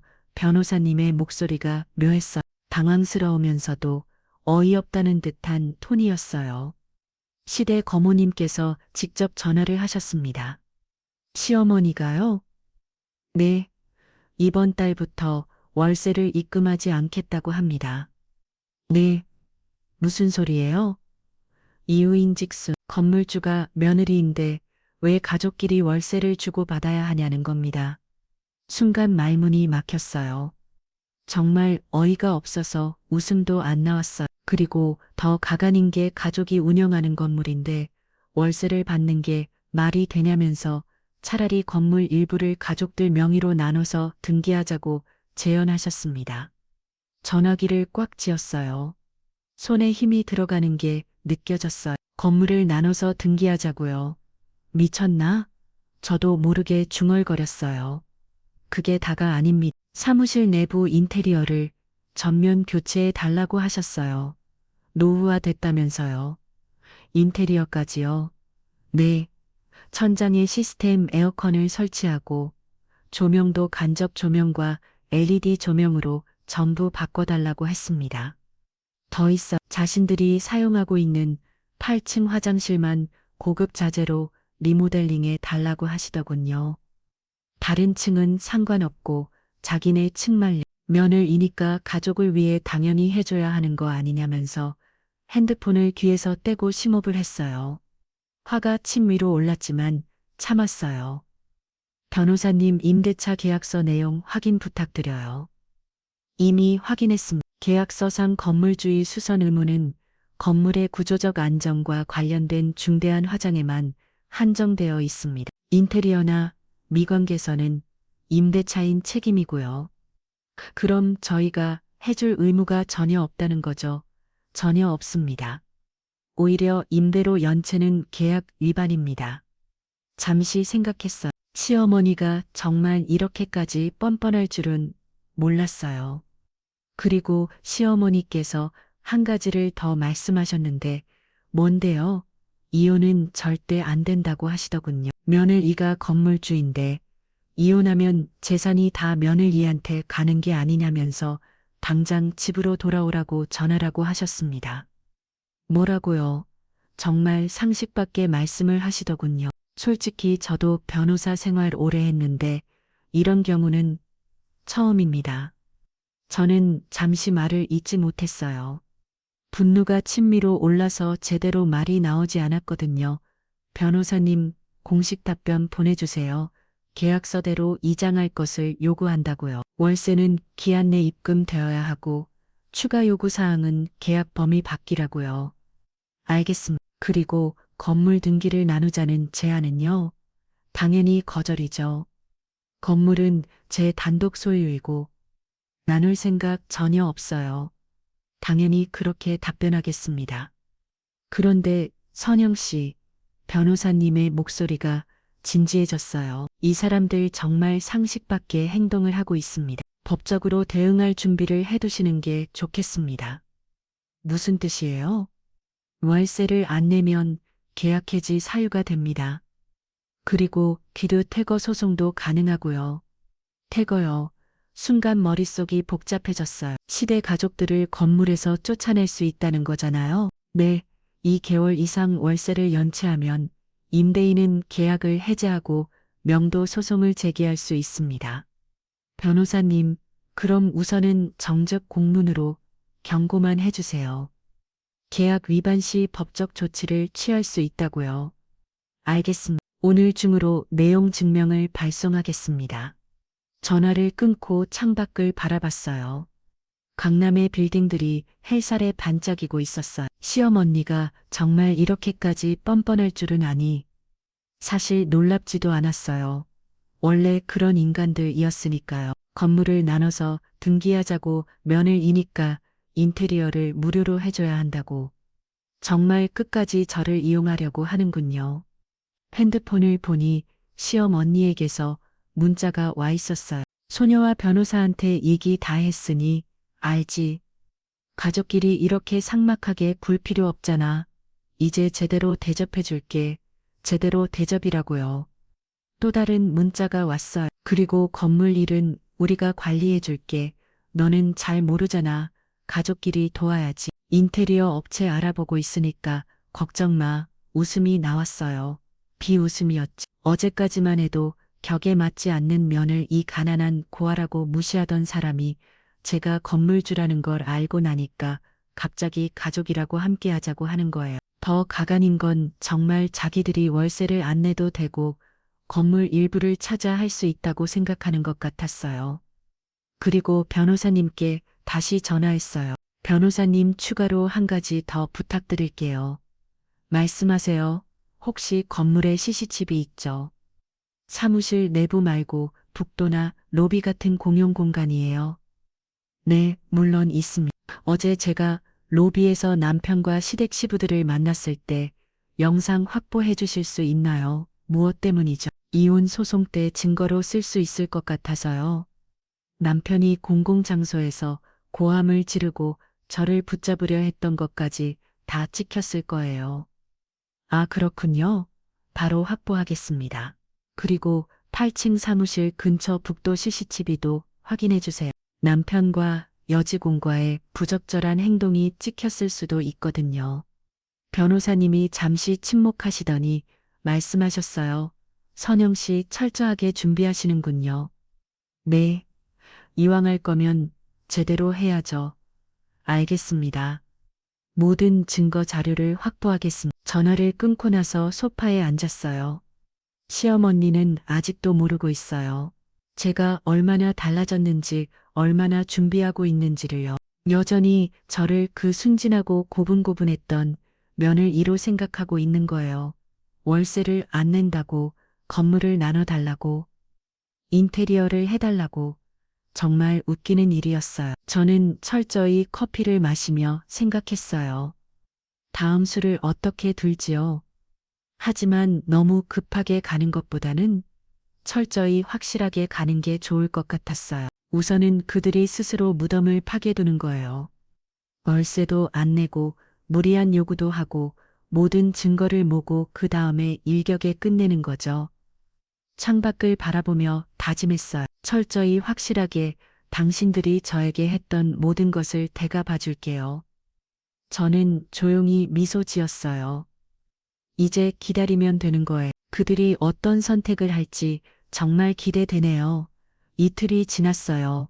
예상대로 월세는 입금되지 않았어요. 변호사님께서 전화를 주셨어요. 손여형 씨, 8층에서 여전히 월세를 입금하지 않았습니다. 예상했어요. 어떻게 하시겠습니까? 법적 조치를 진행할까요? 잠시 생각했어요. 그리고 다른 방법이 떠올랐어요. 변호사님, 건물관리소장님 연락처 주실 수 있나요? 물론이죠. 그런데 무엇 때문에 제가 직접 조치를 취하고 싶어요. 관리소장님께 전화를 걸었어요. 오늘부터 8집만 단전 단수 조치해 주세요. 네? 단전 단수요. 네, 월세를 내지 않는 임차인에게는 그럴 권리가 있어요. 계약서에도 명시되어 있고요. 하지만 너무 강경한 조치 아닌가요? 아니에요. 정당한 권리 행사예요. 그리고 어떻게 대응하는지 계속 지켜봐 주세요. 보고 부탁드려요. 관리소장님의 목소리가 불안해 보였지만 이건 필요한 조치였어요. 그날 오후 관리소장님께서 다시 전화를 주셨어요. 8층에서 난리가 났습니다. 어떻게요? 전기와 물이 끊기자 직원들이 모두 당황해서 나갔고 지금은 시댁 가족분들만 남아 계십니다. 그래서요? 제게 당장 전기와 물을 복구하라고 협박하고 있습니다. 안 그러면 경찰에 신고하겠다고. 경찰에 신고해도 소용없어요. 월세 안 낸 임차인에 대한 정당한 조치니까요. 하지만 시어머니께서 직접 찾아와서 고함을 지르시는데 무시하세요. 어떻게 버티는지 계속 지켜봐 주세요. 다음 날 아침 관리소장님께서 또 연락이 왔어요. 이 사람들 정말 대단합니다. 무슨 일인데요? 8층에 올라가 봤는데 믿기 어려운 광경이었습니다. 어떻게요? 생수병으로 손을 닦고 양치를 하고 있던군요. 그리고 화장실 물이 안 내려가서 악취가 정말 지독합니다. 상상만 해도 끔찍했어요. 하지만 이게 그들이 선택한 거예요. 얼마나 더 버틸 수 있을 것 같나요? 글쎄요. 며칠은 버틸 수 있을지 모르겠지만 올해는 못 갈 겁니다. 직원들도 출근을 안 하고 있고 화장실 악취 때문에 다른 층에서도 민원이 들어오고 있습니다. 다른 층 민원은 제가 직접 사과드릴게요. 계속 지켜봐 주세요. 알겠습니다. 그런데 정말 이렇게까지 하시는 게 제가 강경하게 나가는데 다 이유가 있어요. 걱정 마세요. 전화를 끊고 창밖을 바라봤어요. 시댁 식구들이 생수병으로 손을 닦고 악취나는 사무실에서 버티고 있다니. 예전 같으면 마음이 아팠을 거예요. 측은지심이라도 생겼겠죠. 하지만 지금은 아니에요. 그들이 저를 얼마나 무시했는지, 얼마나 모욕했는지 생각하면 이 정도는 아무것도 아니에요. 핸드폰이 울렸어요. 시어머니는 3번으로 전화하는 것 같았어요. 받지 않았어요. 문자가 왔어. 며느리가 시부모한테 이럴 수 있어. 당장 전기랑 물 켜놔. 그 다음 문자는 남편이었어요. 손영아, 제발, 우리 직원들이 다 집에 갔어. 일을 못해. 제발 물이랑 전기만. 무시했어요. 변호사님께서 전화를 주셨어요. 하지만 너무 강경하게 나가시는 게 아닌지, 혹시라도 법적 문제가 변호사님 계약서에 명시되어 있잖아요. 월세 미납시 건물주는 필요한 조치를 취할 수 있다고요. 그렇긴 하지만 누가 이기는지 한번 봐요. 저는 끝까지 갈 거예요. 사흘째 되는 날 관리소장님께서 긴급하게 연락을 주셨어요. 건물주님 8층에서 항복했습니다. 뭐라고요? 방금 시어머니께서 직접 찾아와서 월세를 내겠다고 하십니다. 그리고 밀린 연체료도 모두 내겠다고.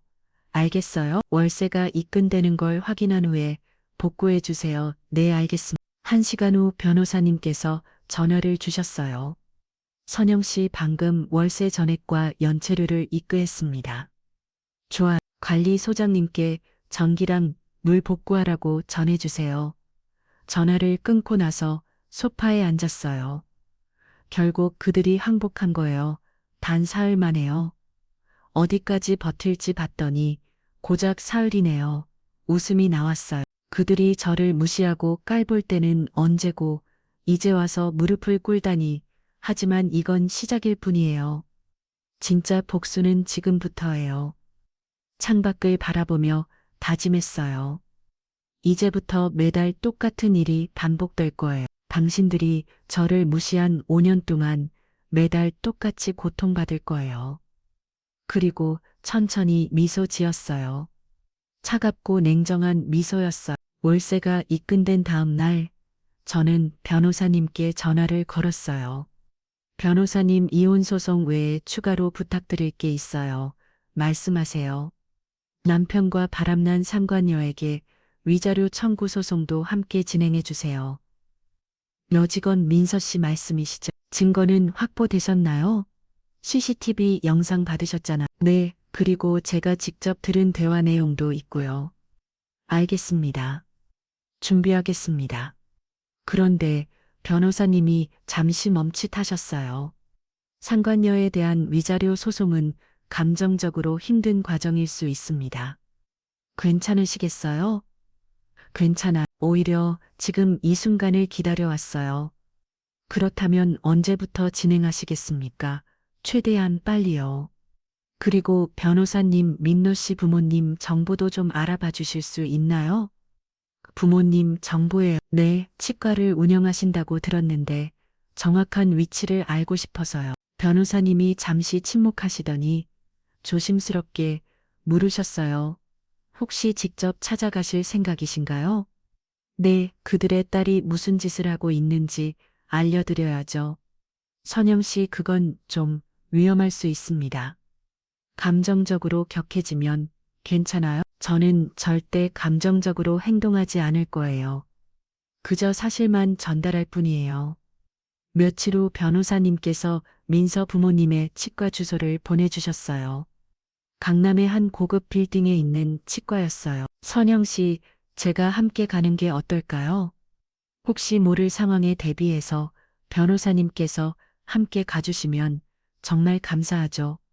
그날 오후 우리는 치과로 향했어요. 고급스러운 치과였어요. 대기실부터 화려했어요. 접수 직원에게 말했어요. 원장님을 뵙고 싶은데요. 진료 예약이 있으신가요? 아니요. 중요한 이야기가 있어서 왔어요. 민서 씨 부모님 되시죠? 직원이 잠시 당황하더니 안으로 들어갔어요. 잠시 후 60대 중반으로 보이는 남자분이 나오셨어요. 흰 가운을 입고 계셨어요. 저를 찾으셨다고요? 네, 따님 민서 씨에 관해 말씀드릴 게 있어서요. 원장님의 표정이 굳어졌어요. 이게 무슨 조용히 이야기할 수 있는 곳이 있을까요? 다른 환자분들이 계셔서 원장님이 우리를 상담실로 안내했어요. 원장 부인으로 보이는 분도 함께 들어오셨어요. 저는 민서 씨가 다니고 있는 회사의 와이프입니다. 네, 민서 아버지가 놀란 표정을 지었어요. 네, 맞아요. 따님이 정말 일도 잘하시고 회사 일에 아주 집중을 잘하시더라고요. 민서 어머니가 푸득한 표정을 지으셨어요. 아이고, 그렇게 말씀해 주시니 감사하네요. 우리 딸이 워낙 성실해서 특히 우리 남편한테 아주 집중을 잘하시더라고요.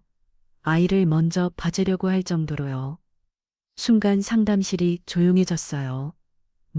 뭐라고 하셨습니까? 민서 아버지의 얼굴이 창백해졌어요. 따님과 제 남편이 불륜 관계예요. 그리고 회사에서 들은 대화로는 빨리 아이를 가져서 결혼하려고 계획 중이시더라고요. 이게 무슨 소리야? 민서 어머니가 벌떡 일어났어요. 사실이에요. 증거도 다 있고요. 변호사님이 서류 가방에서 CCTV 사진들을 꺼내셨어요. 민서 아버지가 뒷목을 잡았어요. 이게 대체 민서 아버지는 자신의 가슴을 몇 번 치더니 말했습니다. 제가 딸을 잘못 키웠습니다. 정말 죄송합니다. 민서 아버지가 갑자기 무릎을 꿇었어요. 아버님 일어나세요. 변호사님이 급하게 말했지만 민서 아버지는 고개를 들지 못했어요. 우리 딸이 그런 짓을 제가 교육을 잘못했습니다. 민서 어머니도 눈물을 흘리며 말했어요. 당장 그 회사 그만두게 하겠습니다. 그리고 우리가 딸을 가만두지 않겠습니다. 정말 죄송합니다. 민서 아버지가 떨리는 목소리로 말했어요. 저는 그들을 보며 복잡한 신경이 들었어요. 정직해 보이는 부모님들이었어요. 어떻게 이런 부모님 밑에서 그런 딸이 나올 수 있을까? 부모님께서는 잘못이 없으세요. 따님의 선택일 뿐이에요. 아닙니다. 제가 딸을 너무 예쁘게만 키워놔도 봅니다. 다른 사람 아픔은 생각 못하게 민서 아버지가 주먹으로 바닥을 쳤어요. 당장 오늘 집으로 돌아오라고 하겠습니다. 그리고 직접 사과하게 하겠습니다. 사과는 필요 없어요. 대신 위자료 소송이 진행될 거예요. 변호사님이 서류를 내밀었어. 민서 어머니가 서류를 받아들며 고개를 숙였어요. 당연히 책임지겠습니다. 얼마든지 우리는 치과를 나왔어요. 변호사님이 조용히 말씀하셨어요. 부모님들은 정말 충격을 받으신 것 같네요. 사람은 부모와 다를 수 있죠. 환경만으로 모든 게 결정되는 건 아니니까요. 차에 타고 가는 길에 핸드폰이 울렸어요. 민서 아버지였어요. 어머님 방금 딸한테 전화했습니다. 당장 회사 그만두고 집으로 오라고 했습니다. 그리고 정말 죄송하지만 위자료는 제가 책임지겠습니다. 딸이 저지른 일이니까요. 그건 법적으로 결정될 일이에요. 알겠습니다. 정말 죄송합니다. 전화를 끊고 창밖을 바라봤어요. 민서는 이제 회사도 그만두고 부모님한테 엄청난 질책을 받겠죠. 그리고 위자료까지. 이게 바로 당신이 선택한 대가예요. 민서 씨, 시대식 코드는 월세를 내게 됐고 민서는 모든 걸 잃게 됐어요. 하지만 이건 아직 끝이 아니에요. 며칠 후 변호사님께서 급하게 전화를 주셨어요. 소녀형 씨 남편, 회사에서 큰 소동이 일어났습니다. 무슨 일인데요? 민서 씨가 부모님에게 끌려가듯 퇴사했다고 하더군요.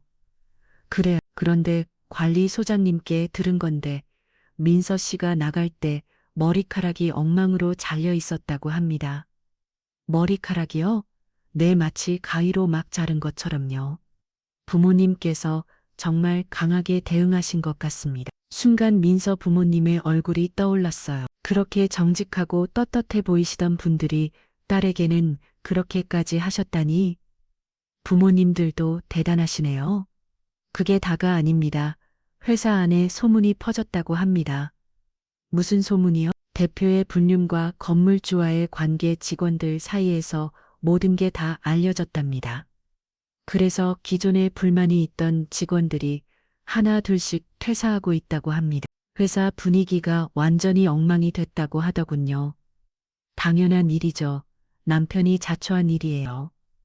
회사 내에서 불륜을 저지르고 건물 주인 아내와 대립하고 그런데 더 심각한 문제가 생겼습니다. 변호사님의 목소리가 무거워졌어요. 뭔데요? 이렇게 회사가 어수선한 틈을 타서 회계 담당자가 회사 돈 10억 원을 들고 해외로 도주했습니다.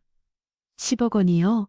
네, 어제 발견됐다고 합니다. 이미 동남아 어딘가로 떠났을 거라고 하네요. 잠시 말문이 막혔어요. 10억 원이면 정말 큰 금액이었어요. 회사가 완전히 무너지겠네요. 그렇습니다. 직원들 월급도 못 줄 상황이라고 합니다. 전화를 끊고 생각했어요. 남편의 회사가 무너지고 있어요. 그것도 아주 빠르게요. 이게 바로 인과응보인가요? 다음 날 오후 예상치 못한 일이 일어났어요. 경비실에서 인터폰이 울렸어요. 방문객이 오셨는데요. 누군데요? 남편분과 시어머니라고 하십니다. 심장이 빠르게 뛰었어요. 하지만 당황하지 않았어요. 주인 확인 없이는 올려보낼 수 없다고 말씀드렸는데 어떻게 하시겠습니까? 경비원이 물었어요. 인터폰으로 연결할까요? 아니면 내보낼까요? 잠시 고민했어요. 언젠가는 그들과 끝을 내야 했어요. 계속 피할 수만은 없었어요. 물러서지 않고 정면 돌파하자 올려보내주세요. 네, 알겠습니다. 몇 분 후 초인종이 울렸어. 문을 열자 남편과 시어머니가 서 있었어요. 둘 다 초췌한 모습이었어요. 선영아, 남편이 떨리는 목소리로 말했어요. 들어오세요. 저는 차갑게 말하며 문을 열어줬어요. 그들이 안으로 들어왔어요. 거실을 보는 순간 입을 다물지 못했어요. 시어머니가 주위를 둘러봤어요. 고급 가구들 샹들리에 에리석 바다. 모든 게 그들의 집과는 비교할 수 없을 정도로 화려했어요. 와, 남편도 멍한 표정으로 집안을 구경했어요. 앉으세요. 저는 소파를 가리켰어요. 시어머니가 소파에 앉으려다가 갑자기 무릎을 꿇었어요. 선영아, 제발 어머니 뭐 하시는 거예요? 제발 우리를 살려줘. 정우랑 회사를 살려줘. 시어머니의 눈에서 눈물이 떨어졌어요. 평소에 그렇게 당당하고 오만하던 모습은 어디에도 없었어요. 무슨 소리예요? 회계 담당자가 돈을 들고 도망갔어. 죄사가 완전히 빈털터리가 됐단 말이야. 그건 제가 알바 아니에요. 직원들 월급도 못 줘서 아파트에 압류가 걸렸어. 물건 대금도 못 내서 거래처에서 소송 걸었고 시어머니가 바닥에 이마를 찧었어요. 아파트가 경매로 넘어가기 직전이야. 제발 도와줘. 남편도 무릎을 꿇었어요. 선영아, 우리가 잘못했어. 정말 잘못했어. 다시 한 번만 기회를 줘. 일어나세요. 저는 차갑게 말했어요. 제가 왜 당신들을 도와줘야 하는데요? 우리가 부부잖아. 가족이잖아. 부부, 가족, 웃음이 나왔어요. 민서 씨랑 아이가 지려고 했잖아요. 이제 와서 무슨 부부예요? 그건 정말 미안해. 정말. 그리고 엄마 장례식 때는 어디 계셨죠? 제주도에서 놀고 계셨죠? 시어머니가 고개를 들지 못했어요. 이제 와서 가족이라고. 아, 웃기는 소리 하지 마세요, 선영아, 제발. 우리 집이 경매로 넘어가면 갈 데가 없어. 제발. 그럼 저도 서둘러야겠네요. 뭐? 아파트 경매로 넘어갈 때 제 돈도 받으려면요. 남편과 시어머니의 얼굴이 하얗게 변했어요. 무슨 소리야? 월세, 이번 달 거는 월세 아직 안 들어왔는데요. 그리고 위자료도 받아야 하고요. 지금 그런 소리를 할 때야. 계약은 계약이에요. 그리고 당신들 회사가 망하든 말든 제가 알바 아니에요. 저는 천천히 일어났어요. 이제 나가주세요. 더 이상 할 말 없어요. 헌영아, 남편이 제 다리를 붙잡았어요. 손 떼세요. 헌영아, 우리 다시 시작하자. 내가 정말 잘할게. 민서 일도 정말 실수였어. 실수요? 시어머니까지 나서서 추천하시던데요. 시어머니가 얼굴을 들었어요. 그건 내가 잘못 생각했어. 내가 이렇게 대단한 사람인 줄 몰랐어. 대단해서가 아니에요. 제가 건물주니까 이제 좋게 보이시는 거죠. 나가세요. 만 나가시면 경찰 부를 거예요. 선영아, 마지막 경고예요. 나가세요. 남편과 시어머니가 마지막에 일어났어요. 당신들이 스스로 만든 일이에요. 스스로 판 함정에서 알아서 나오세요. 그리고 앞으로는 변호사님을 르스만 연락하세요.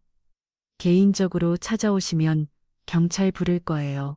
문을 닫았어요. 복도에서 시어머니가 울부짖는 소리가 들렸어요. 이게 뭐야? 이게 무슨 일이야?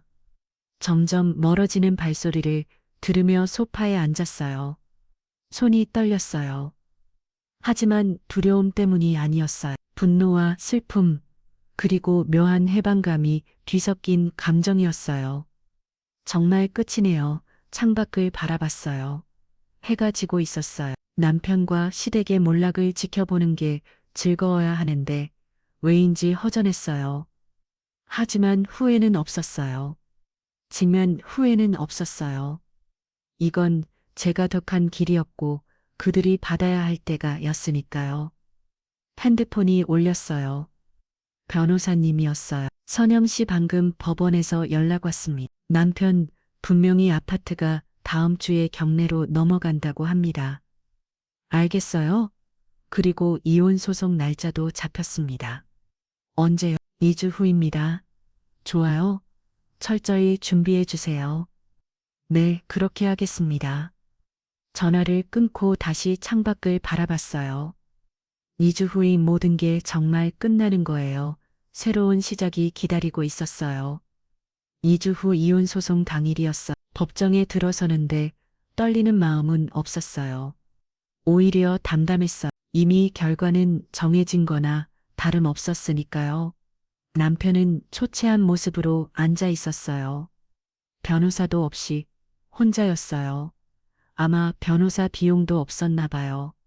재판은 예상대로 진행됐어요. 변호사님이 준비한 증거, CCTV 영상 녹음 파일, 민서와의 대화 내용. 모든 것이 명확했어요. 판사님이 판결문을 읽었어요. 원고의 청구를 인용한다. 피고의 불륜행위가 명백히 입증되었으며 원고에게 위자료 3천만 원을 지급할 것을 명한다. 이혼이 확정된 순간이었어요. 법정을 나오는데 남편이 다가왔어요. 선영아, 할 말 없어요. 정말 미안해. 내가 정말 잘못했어. 이제 우리는 남이에요. 더 이상 말 걸지 마세요. 남편의 눈에서 눈물이 떨어졌어요. 하지만 저는 돌아서서 걸어 나왔어요. 변호사님이 옆에서 말씀하셨어요. 고생 많으셨습니다. 선영 씨, 변호사님 덕분이에 정말 감사합니다. 며칠 후 남편 회사는 결국 폐업했어요. 관리소장님께서 연락을 주셨어요. 남편 분회사는 오늘로 완전히 철수했습니다. 그래, 네, 지금 사무실이 통 비어 있습니다. 한번 보러 오시겠습니까? 빌딩으로 향했어요. 엘리베이터를 타고 8층에 올라간 정말 아무것도 없었어요. 책상도 의자도 컴퓨터도 모든 게 사라졌어요. 텅 빈 사무실을 걸어다니며 생각했어요. 정말 끝났구나. 기쁨보다는 허탈함이 밀려왔어요. 이게 제가 원했던 결말이었나요? 아니, 원했던 건 맞아. 하지만 막상 이렇게 되고 나니 복잡한 감정이 들었어요. 창밖을 바라봤어요. 저 멀리 서울 시내가 보였어요. 이제 새롭게 시작해야겠어. 과거에 매달려 있을 수는 없었어요. 앞으로 나아가야 했어요. 다음 날 새로운 임차인과 계약을 했어요. 스타트업 회사였는데 젊고 패기 있는 대표님이셨어요. 좋은 공간 감사합니다. 열심히 하세요. 좋은 일 있을 거예요. 계약을 마치고 나오는데 문득 생각이 들었어요. 나는 이제 어떻게 살아야지. 300억짜리 빌딩의 주인이 됐지만 정작 제 꿈은 뭐였을까요? 그날 밤 엄마가 남겨두신 앨범을 다시 펼쳐봤어요. 엄마와 함께 찍은 사진들, 제가 어렸을 때 사진들, 그중 하나가 눈에 들어왔어요. 초등학교 졸업식 날 사진이었어요. 뒷면에 엄마의 글씨로 이렇게 적혀 있었어요. 우리 선영이 대학까지 꼭 보내고 싶어. 공부 열심히 하는 우리 딸이 너무 자랑스러워 그 글을 보는 순간 눈물이 났어요. 그래, 저는 공부를 하고 싶었어요. 대학에 가고 싶었어요. 하지만 아버지가 돌아가시고 돈이 없어서 대학을 중퇴했었죠. 그 꿈을 이제 이룰 수 있었어요. 며칠 후 변호사님과 만났어요. 변호사님, 제가 하나 구상하고 있는 게 있어요. 무엇인가요? 빌딩의 계약 만료되는 호수가 있잖아요. 거기에 제가 직접 사무실을 열려고 해요. 무슨 사업을 하실 생각이신가요? 사업이라기보다는 교육센터요. 변호사님이 관심 있는 표정을 지으셨어요. 교육센터요? 네, 저처럼 가정 형편이 어려워서 배움의 기회가 적었던 사람들을 위한 무료 취업 교육을 하려고요. 아, 정말 좋은 생각이네요. 컴퓨터 활용 영업 면접 준비. 취업에 필요한 모든 걸 무료로 가르쳐 주고 싶어. 변호사님이 미소를 지으셨어요. 선영 씨, 정말 대단하십니다. 복수만 생각하시는 줄 알았는데 복수는 끝었어요. 이제는 앞으로 나아가야죠. 제가 많이 도와드리겠습니다. 법인 설립부터 운영까지요. 정말요? 감사합니다. 한 달 후 희망취업교육센터가 문을 열었어요. 엄마가 남겨주신 빌딩 10층에 만든 교육공간이었어요. 첫날 20명의 수강생이 왔어요. 모두 제 눈빛과 비슷한 간절함을 가진 사람들이었어요. 안녕하세요, 여러분. 저는 이 센터를 운영하는 박선영입니다. 제 소개를 시작했어요. 저도 여러분처럼 어려운 시기를 겪었어요. 돈이 없어서 대학을 중퇴했고 좋은 기회를 많이 놓쳤죠. 수강생들이 공감하는 표정으로 고개를 끄덕였어요. 하지만 포기하지 않았어요. 그리고 지금 여기 서 있습니다. 여러분도 할 수 있어요. 박수가 터져 나왔어요. 교육센터는 빠르게 성장했어. 입소문이 나면서 수강생이 100명을 넘었어요. 그리고 저도 대학에 입학했어요. 사회복지학과였어요. 낮에는 수업을 듣고 저녁에는 교육센터를 운영했어요. 바쁘지만 행복했어요. 진짜 제가 하고 싶은 일을 하고 있었으니까요. 어느 날 변호사님이 좋은 소식을 전해주셨어요. 선영시 교육센터 수료생 중에서 벌써 15명이 취업에 성공했답니다. 정말요? 네, 그중 한 분은 대기업에도 들어갔다고 하더군요. 가슴이 뭉클했어요. 제가 만든 작은 센터가 사람들의 인생을 바꾸고 있었어요. 1년 후 저는 엄마 묘소를 찾았어요. 엄마 잘 지내고 있어요. 요비 앞에 무릎을 꿇고 말했어요. 엄마가 남겨주신 것들로 좋은 일 하고 있어요. 엄마가 원했던 것처럼 대학도 다니고 있고요. 바람이 불어왔어요. 마치 엄마가 대답하는 것 같았어요. 복수는 했지만 그게 다가 아니라는 걸 알게 됐어요. 이제는 앞을 보고 살려고요. 꽃을 놓고 일어섰어요. 빌딩으로 돌아가는 길에 8층을 지나쳤어요. 새로운 회사가 잘 운영되고 있었어요. 활기찬 목소리들이 들렸어요. 10층 교육센터에 들어간 이 수강생들이 열심히 공부하고 있었어요. 선생님 한 수강생이 달려왔어요. 합격했어요. 제가 정말 합격했어요. 정말요. 축하해요. 수강생을 안아주며 기뻐했어요. 이게 진짜 제가 원했던 거였어요. 복수가 아니라 희망이요. 창밖을 바라봤어요. 해가 지고 있었어요. 과거의 박선영은 정말 죽었어요. 무시당하고 구박받던 그 사람은요. 하지만 새로운 박선영이 태어났어. 당당하고 남을 돕는 자신의 꿈을 향해 나아가는 사람으로요. 엄마가 남겨주신 건 단순히 재산이 아니었어요. 새로운 시작의 기회였어요.